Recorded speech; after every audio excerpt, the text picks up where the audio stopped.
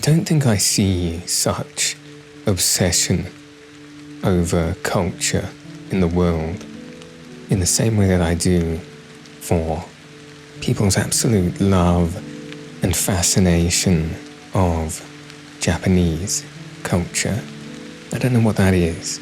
Well, actually, I think I have a few good ideas I'll probably discuss across this conversation, but still, there is something unknowable, something that is difficult to precisely define about what it is that is so enticing about Japanese culture, Japanese history, and also especially sort of Japanese art, the things that the minds of Japanese people seem to produce is marvelous in a way that has captured the heart of the world, and I think especially Western culture. And that might be because of its stark difference, perhaps, from Western culture and Western art. Although I must say, after having been to Japan for a very short time, there are some crossovers, especially with British culture specifically. I did feel that some of the politeness, shall we say, some of the social etiquette definitely crossed over, definitely overlapped. Although it's hard to say precisely when I wasn't there for so long. I've spoken during these conversations about a trip to Japan before, and I think it was only 4 full days in total that I spent my last trip, and before I went, I almost sort of debated whether it was even worth going, because I knew that I was only going to be able to spend such a short time there, and also only in Tokyo. Usually when people had travelled to Japan, that I knew they'd spent a number of weeks there, and they'd not just seen Tokyo, but they'd travelled around a little bit. They perhaps made the time to go to Kyoto or other places across Japan to experience the full breadth of it. But not only did I not have very much time, but during that specific period that I'd gone to visit, they were having some fairly bad flooding in the area of Kyoto, and it was fairly widely regarded as not a place that tourists should go, or in fact really were welcome during that time. And so, as a means of respect, I didn't intend to travel there. But even still, I did decide to go because, well, I think ultimately I realized that I wasn't going to get very many opportunities, I think, again, to travel that way. Really, it was funny how it came about. It was rather impromptu. In the end, I had a friend who was deciding that they wanted to go for a few weeks, and they decided fairly last minute as well, and they invited me. They asked me what I was doing and whether I might like to accompany them.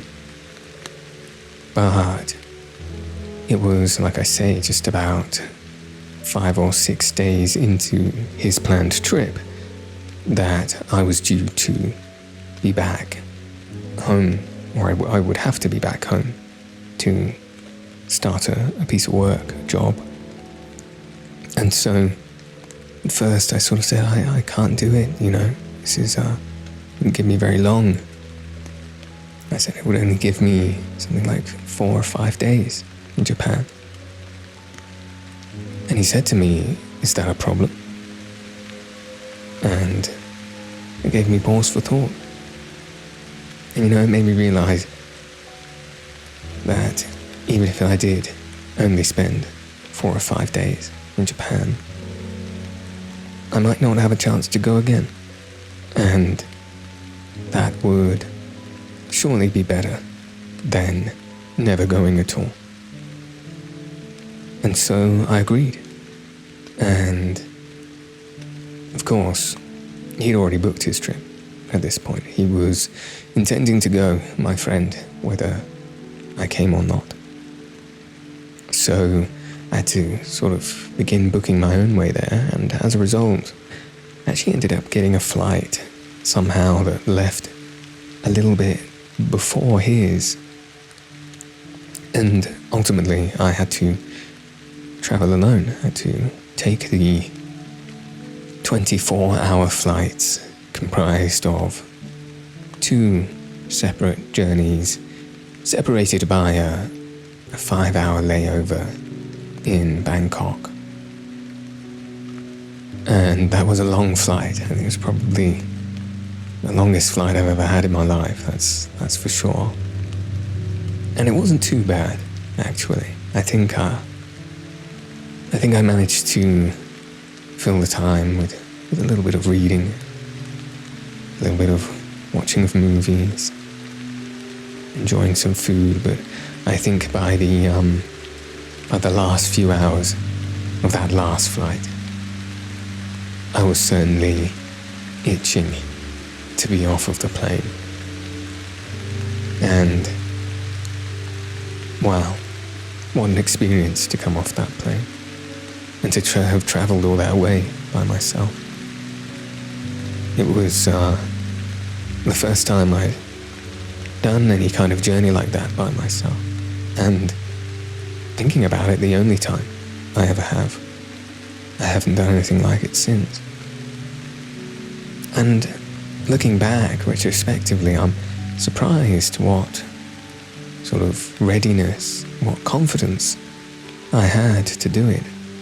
I think if I was asked to travel that distance by myself today, I might have a few more reservations. I might be a little bit more nervous to do it. But I don't remember being nervous at all. I feel like it felt very natural, I needed to get to a place, so I would just do it. And I think I was supported by the idea that I was eventually going to meet a friend out there. And so it didn't feel so bad as perhaps if I were to take the trip entirely alone. Now, when I landed down, I was terribly jet-lagged. A 24-hour flight to the other side of the world is going to be a bit of a shock to the system. And I remember as soon as I got off the flight as well, I was immediately plunged into a bit of a riddle of a situation in my attempts to go to find some kind of kiosk that would give me my portable internet for the duration of my stay, because for some reason I'm not entirely sure why I did it this way. I think perhaps things like virtual SIMs for your mobile phones, your cell phones, didn't really exist perhaps at this time. It was a few years ago now. I think nearly 10 years ago. And so I needed it in order to have mobile internet and use things like WhatsApp and message my family, perhaps contact work as well. I needed to have this mobile internet device. It's like a small dongle that I would carry around with me that my phone would attach to, like a Wi-Fi connection.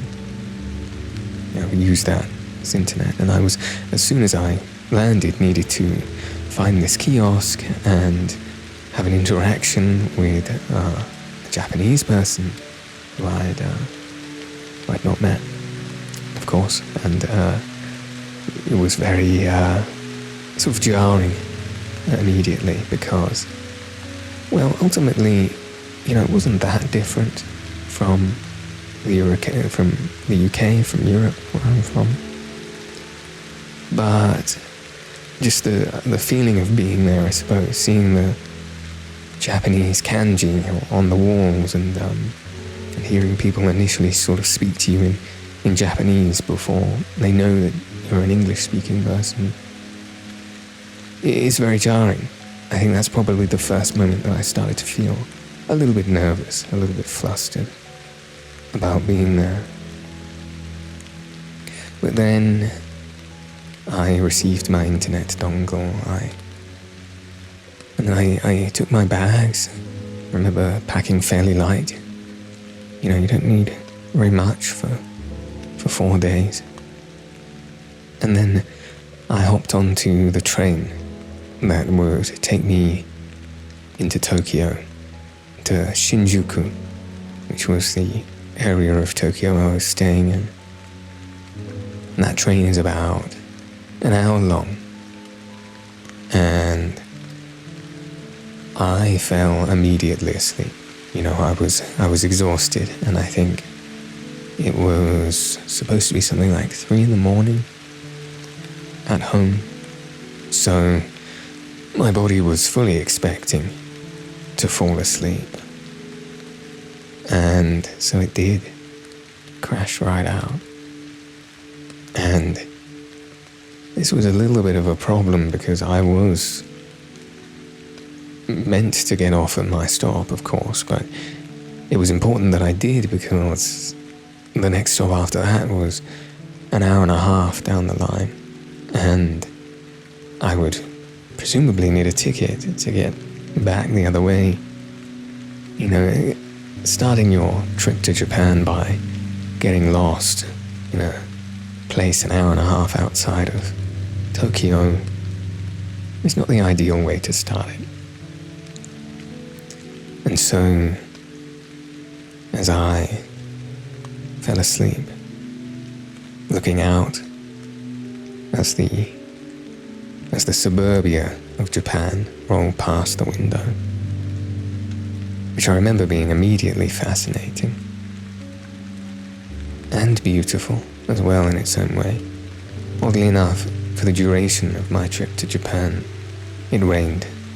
I went during September time, I think, toward the end of September, and that is within their monsoon season, so it was liable to rain, and I somewhat knew this. But on the day that I arrived, it was clear blue skies, and the sun was shining, and it threw this beautiful, pristine, fresh light on the landscape of Japan. And I remember thinking it looked a lot like the anime films that I'd seen. And that wasn't just me drawing a sort of glib comparison. It really did, and I think that spoke to the artistry of those who made the films.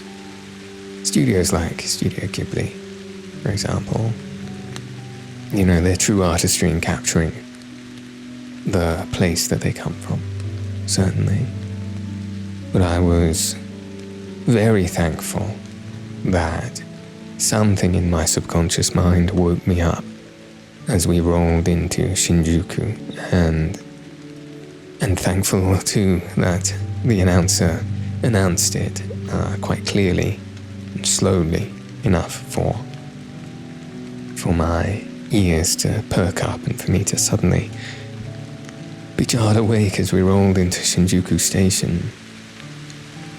And when I arrived, I don't remember much of the station itself, but I remember coming out of the entrance and into sort of built-up streets of Tokyo and feeling so excited, so amazed by my surroundings. And like I say, it wasn't dissimilar to a Western city. The way I would describe it, and I've described it to friends since, is it's like New York if it was slightly more spaced apart, just slightly, and cleaner. And it felt like there were less people, slightly, as well, and that might just be a symptom of the fact that I was in Shinjuku, just slightly outside of what might have been considered sort of like the main dwelling spots for people in Tokyo. But it felt pristine. It felt a bit like a theme park, in a way, in its cleanliness and in the politeness of people. You know, it made me feel very safe, Japan, as a place. Even at night time, I remember walking around, not feeling like I was in any imminent danger anywhere. Everything was well lit and so clean. They have a very, their culture around litter is very good. You know, they don't have bins or trash cans in the streets at all, really. They're very rare. And that is because people are accustomed to taking their rubbish home with them, packing it away, making sure they don't drop it. And even in the streets, I remember there were designated sort of like patches of tarmac with circles and writing on them. And these were places where people were designated to smoke outside. So it was quite frowned upon to not only walk around with, say, a sandwich with packaging in it, or like a drink, like a bottle, because it was inferred that you might, you know, drop that trash somewhere, or the trash that was to be created once you finish your food, but also very much frowned upon to be smoking out and around, you know, in suburbia, and you would be expected to stand still and smoke in these specific designated spots. And this was the same with eating as well. If you went to a place that provided you with some kind of takeout food, as I remember buying ice cream, freshly made ice cream in Japan, and which was very nice. It was cool. They made it in front of you. They would pour the milk and the fruit onto like a cold plate in front of you, and they would mix it together and toss it around, and then slide it off once it was completely homogeneous with this spatula that curled, and they created these curls of ice cream, and it was delicious, I remember. But I also remember that we were not required, I suppose, but it became very socially evident that people were stopping to eat the ice cream immediately outside of the shop, and then they would discard of it at the bin inside the shop and then move on. You know, no one was leaving the shop without eating their ice cream. They wouldn't take it with them, which is an interesting thing, and I think a good thing as well. I'm not a fan of trash or litter myself. I'm part of the local group near me that are litter pickers for the area on a voluntary basis, of course. And so to see this attitude towards it, it's very refreshing. Sort of is this one example of what is a recurring theme of respect in the culture. Respect for their environment, but also respect for each other. In that way, honor each other, I suppose. And I suppose that's just one element of why it felt It felt like a fairground, I suppose. I suppose if I was to delve a little bit deeper into that, that is the overlap, in a way, between something like a theme park and Tokyo, is that you could tell every part of it was taken care of, and that everybody there was taking care of it. You know, it felt like everything was maintained. There was no real neglect, I would say, to any of the areas. That was a beautiful thing. Now, when I talk about my trip to Japan, even though it was only 4 days, it's so hard to try and distill down the best parts of it, what I think is most poignant, because I really did so much. There was so much to see, so many differences in Japanese culture to Western culture, that it's so difficult. But I think what I'll do is try and just, as they come to my mind, describe the parts that were most poignant to me, at least, I suppose. On that morning when I arrived, and I had just set my things down in the hotel, and was waiting for my friend to arrive later that afternoon, I immediately went to Shinjuku Park to spend my time whilst I was waiting, because it was very nearby, first of all, and two, because in my travelling previously, I had made a habit of visiting a park in the local area of wherever I was going as a first port of call. And I'm not sure why this is. I think it's just a nice kind of habit to get into, and it gives you a nice idea of the local nature as well.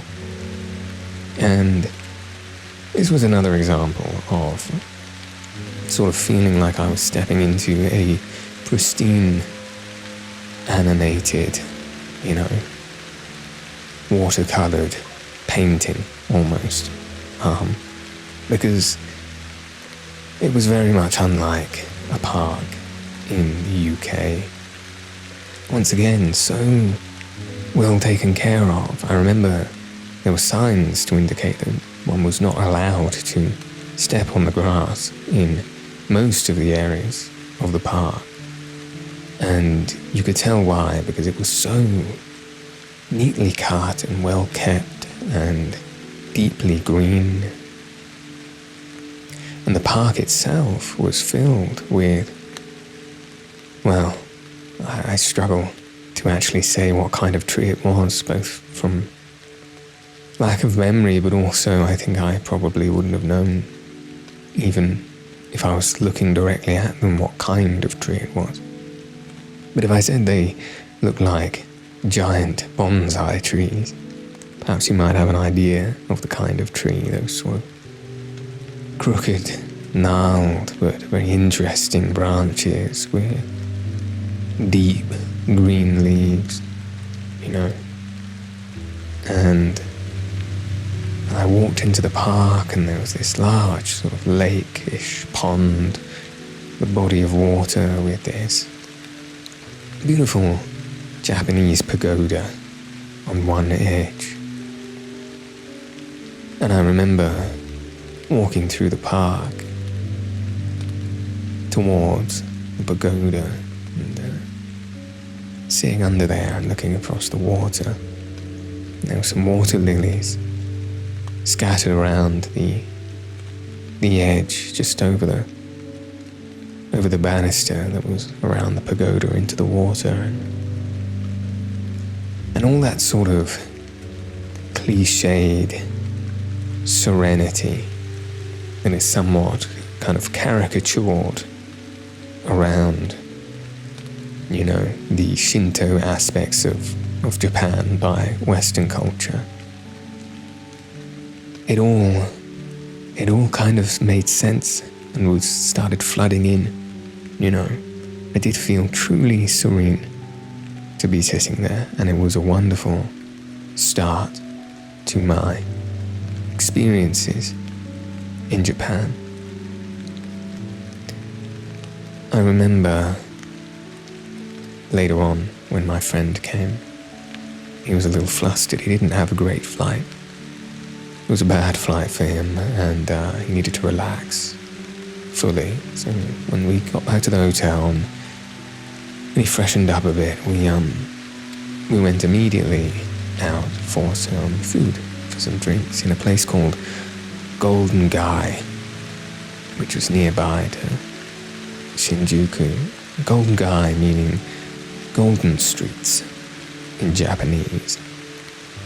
Such an interesting place to go and experience these incredibly narrow streets that were really tightly packed and grid-like, almost labyrinthian in the way you could walk around them, and like I say, completely saturated with very small drinking and eating establishments. And when I say very small, I mean incredibly narrow in themselves, and with perhaps only 8 or 10 seats at all in the establishment, with the idea being that you would come to this place and you would sit down and be expected to sort of, I guess, go on a bit of a bar crawl, really. You would have a little bit to eat, maybe a little bit to drink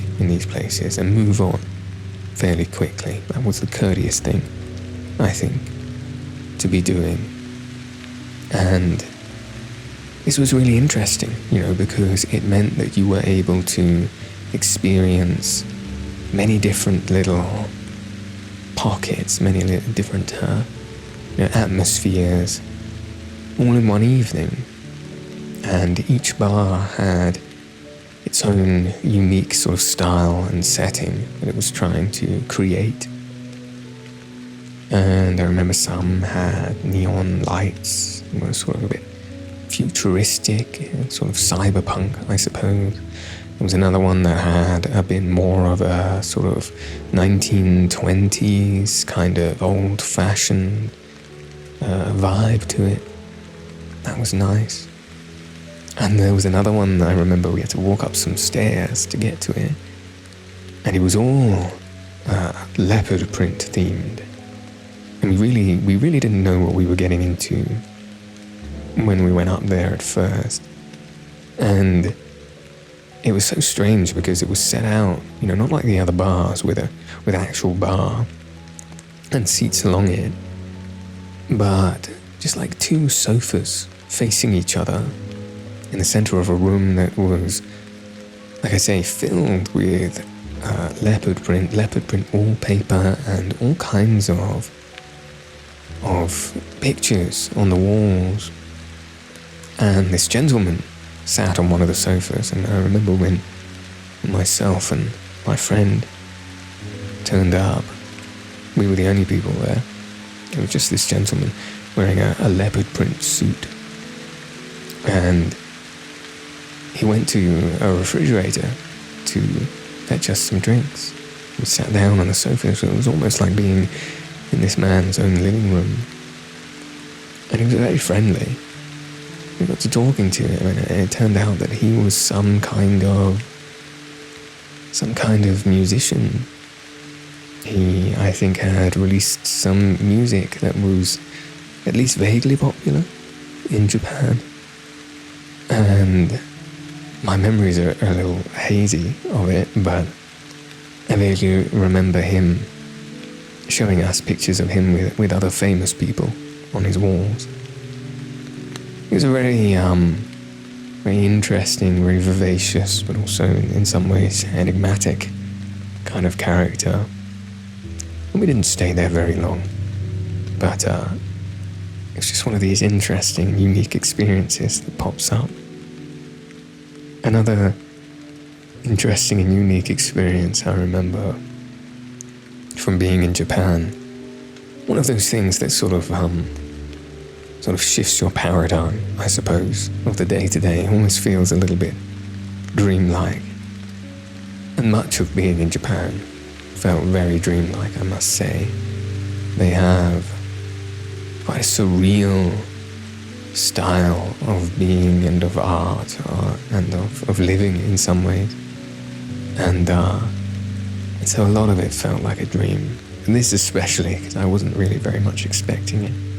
But I was traveling by myself one morning because, well, I think it was a night where we'd spent a little bit too long out and about in the Golden Guy, and my friend was not feeling so great the next day, so he slept in, and I wanted to get up early and make my way to a place in Tokyo called Shibuya. And now Shibuya, you may know without quite realizing it, because it is famous for their cross zebra walkway. It's shaped like an X, and you see it in many sort of scenes of Japan. If there's ever sort of a montage of Tokyo, you're likely to see this cross X walkway with traffic lights. But in Shibuya there was a specific breakfast place that did these really large, thick, fluffy stacks of pancakes that are specific to Japan. And I remember before traveling to Japan, I had attempted to make the pancakes myself at home. And it's an interesting process. It's almost like a souffle in the way you make them. You sort of steam them in the pan and you whip up sort of meringue eggs. And I was semi-successful at home, but gosh, these pancakes over in this place were truly special. Were far better, than what I was capable of making at home. But on the way to the train station, I took out my train card. So while I was over there, I'm not sure if this has changed since I last visited, but you required this sort of metro card to take the trains. You would tap on and tap off with. It's a little grey and pink card that I still have somewhere in my little memory box. And you would top it up with money from these machines so that you could use it to travel. And I realised when I got to the station that I required to top it up. So I went over to a little machine. It was in one of the walls at the station. And it looks a little bit like an ATM, this machine. You put the card in.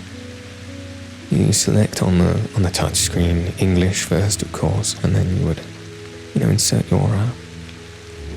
the amount of money you want and put the cash notes into the machine.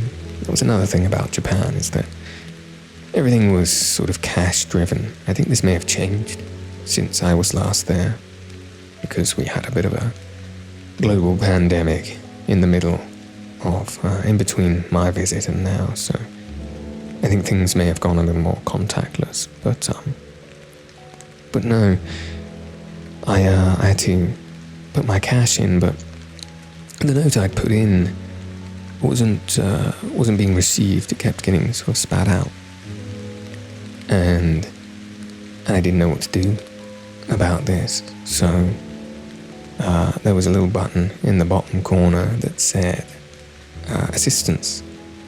So I thought, well, I do indeed need assistance in this instance. So I pressed the button, sort of crossed my arms in front of the machine, looking around me, waiting for an attendant to come from some direction behind me. But what in fact happened was the ATM machine in front of me opened up like a hatch in the wall, like a door in the wall. The entire machine swung out, and there was a square hole where the machine was. And within that hole, I could see beyond the wall on the other side was a small room, a little office, with a desk. In front of that desk sat a man that was working just behind the machine, and he was able to take my card out of the machine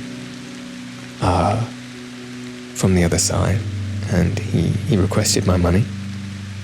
I gave it to him, and he simply sort of tapped some sort of device on his desk, swiped my card through this machine that he had on his desk, and then handed it back, and then closed the door again to resume the ATM machine within the wall.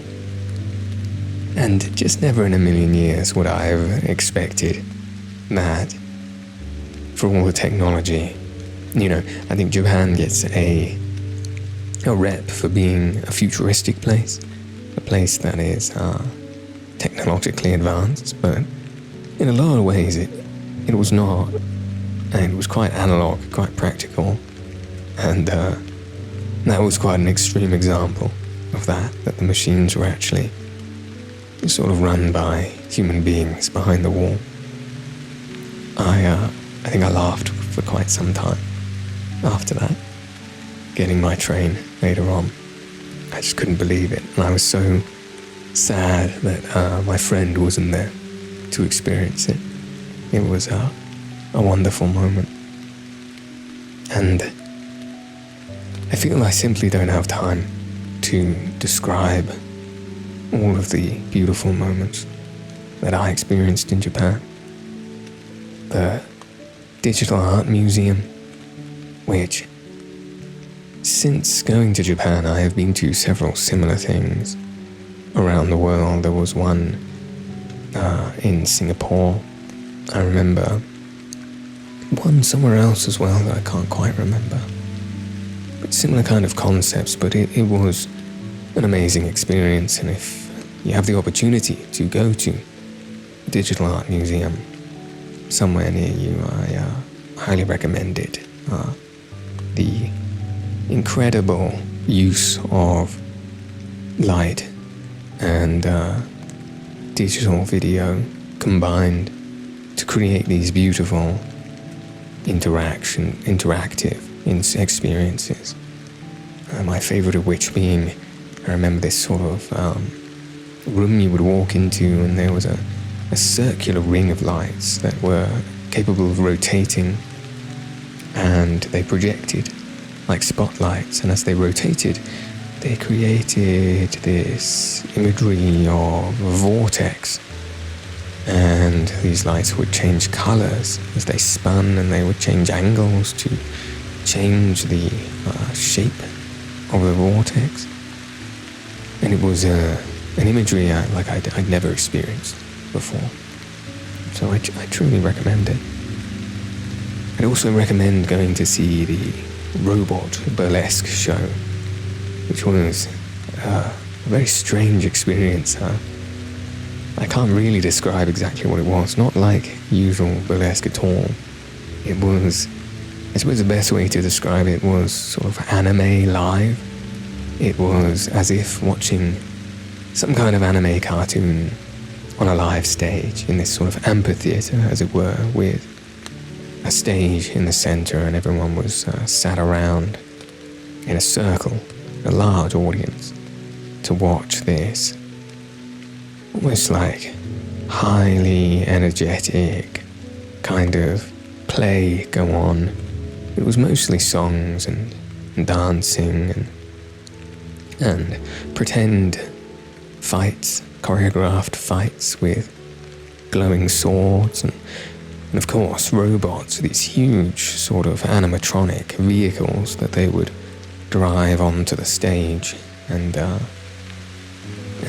make a fuss of, I suppose. It was all quite bemusing and difficult to describe, and even more difficult to really remember because of its wildness. I remember the food, all the food that I ate as well, being especially fantastic, beautiful, beautiful, the most delicious ramen I've had. Of course, you would expect it to be the best in Japan itself. And the way they ate in restaurants was interesting as well. I remember it was as simple as ordering your food from a vending machine you got a ticket from, and simply handing it over to the chef. No words exchanged. You even pay at this vending machine, and then you're simply delivered a delicious bowl of ramen. It was very unique. Night times, wandering through Shinjuku, playing games in the arcade, all kinds of wacky novel games I'd never seen before in a British arcade. I think they take their arcades a little bit more seriously over there. I remember seeing a couple of teenage kids who were on the dance machines, the dance mats, and you could tell they were so extremely good at doing it, and they'd been there for some time. You know, they were there when we arrived, and they were there when we left, and we'd been there for about an hour, just dancing, I think, trying to beat their high scores. There's a level of dedication to these games that I have not seen anywhere else, especially not in the UK. But yes, a really wonderful, incredible experience to have gone. And you know, the thing is, even though I packed in so much, I know still that there was so much that I didn't get to see. And so, I do hope, sometime soon, in the future, I'll get an opportunity to go again, maybe for a little longer. And this time, I suppose, not as a young, single man, but with my family. Because it would be a wonderful thing to share these experiences with them, I think. When that might happen, I'm not entirely sure. Probably be a few years from now, I should imagine. My little boy's a little older, can appreciate these things a little bit more. But I'll be happy to wait. And I suppose also, if that never did happen, and that was my only time that I ever spent in Japan, I think I'd be happy with that too. Because I definitely made the most of it. And it was so wonderful to see. So, I guess thank you to my friend who made me question whether a short stay was a problem. Because, as it turned out, no, it wasn't a problem at all.